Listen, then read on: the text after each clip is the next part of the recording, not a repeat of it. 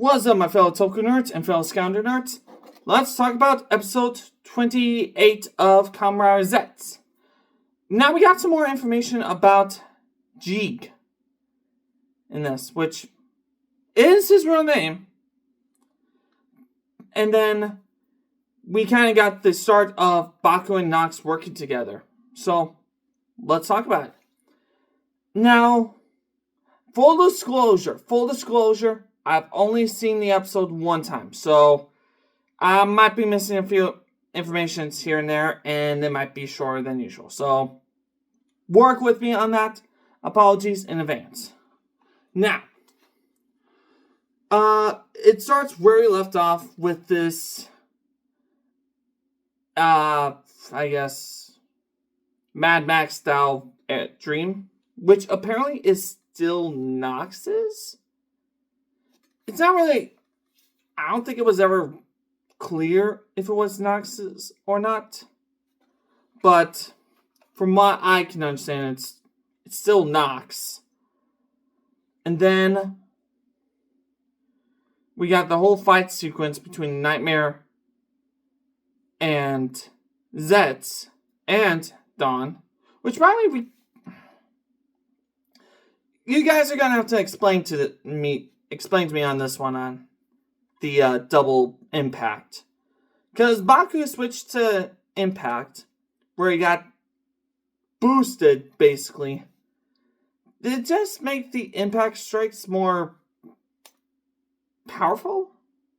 I'm not sure on that front. So to me, it feels like the punching power is increased a bit, but that's all I really know about it. So if you guys can let me know what you think about that, that'd be helpful. Next, we got the fact that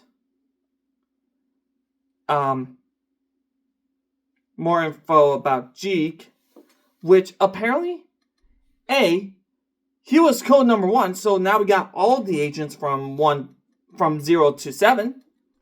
That's something. And then we also learned that he was the partner of the lady, aka code number 2. Which, okay. I don't quite understand how code agents are founded, because we know that Jeeg is code number 1, which, from what I understand, he's a criminal. And then they got code number 2, which is not, but more towards the agency. At the time, now she's against it, but still. So, I'm curious to know how that selection is set. I kind of want to know how each agent became an agent, basically. Because it's very interesting on that front. Cool. It's cool. But I'm wondering about that. We also learned that he was able to control his nightmare, from my understanding. Or kind of just lives with it. Lives with the bad dream the whole time, which kind of how he's a little nuts. And then we also know, we also got the interaction of Nem asking Nox about Nem's mother, which apparently he did reveal to them that her name is called the Lady. We still don't know the name of her, nor 3, nor 5. Just want to throw that out there for now, but still. And then we also got the reveal that now Baku is now a rogue agent now, just like Nox. And now he's going to go by Zeztz. Which, yeah, makes sense. It does. Logical. Zeztz driver, Kamen Rider Zeztz, Kamen Rider Nox, the Zeztz. It makes sense. It makes sense. My curious question, though, in regards to that, how did Dawn became Dawn? Because he goes, like, we don't go, throughout the whole thing, we never call Jeek Dawn. We just call him Jeek. So, there's that. And then,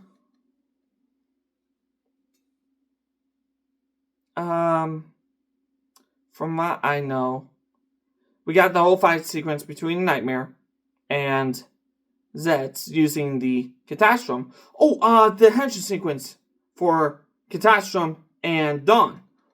That was freaking cool. I mean, Baku shoots a bullet.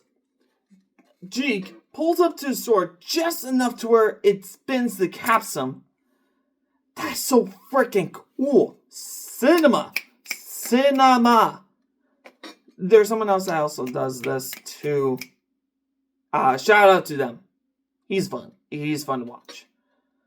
And then, yeah, the fight sequence was really good.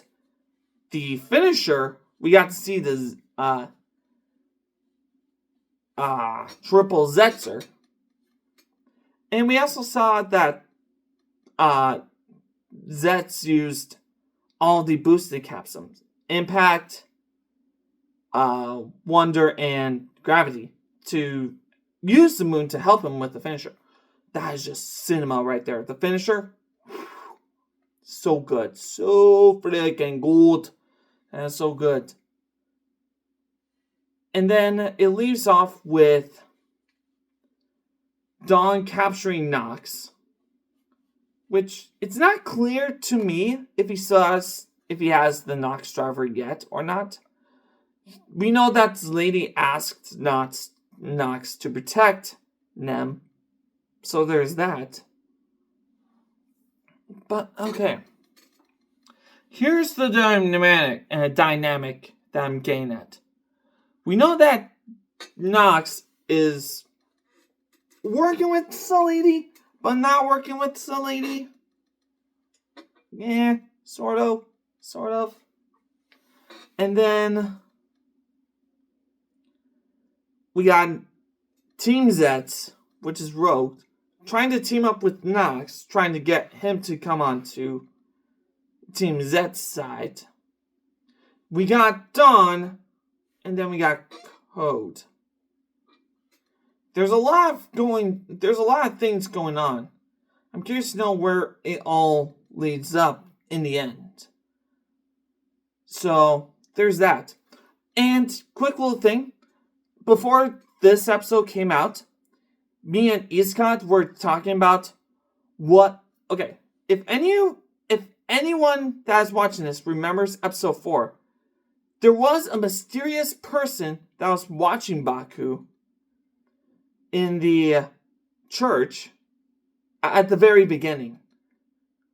You don't have to go far in the episode to find out where it was, but me and Iskot were thinking that person was Jeek the entire time. Because here's my logic. One, we know that the person that was trying to kidnap the bride had lighter clothes than the mysterious person that was in the church. We also know it wasn't Nox, because he's wearing white. He'd be standing out. And we know that it wasn't the lady, because she hasn't slept, to this day, 20 years. So, it makes sense to me that person in episode 4 that was watching Baku was Jeek. It would make sense because in this episode, this episode and the last episode, he mentioned the prophecy or the premonition that Zeztz had.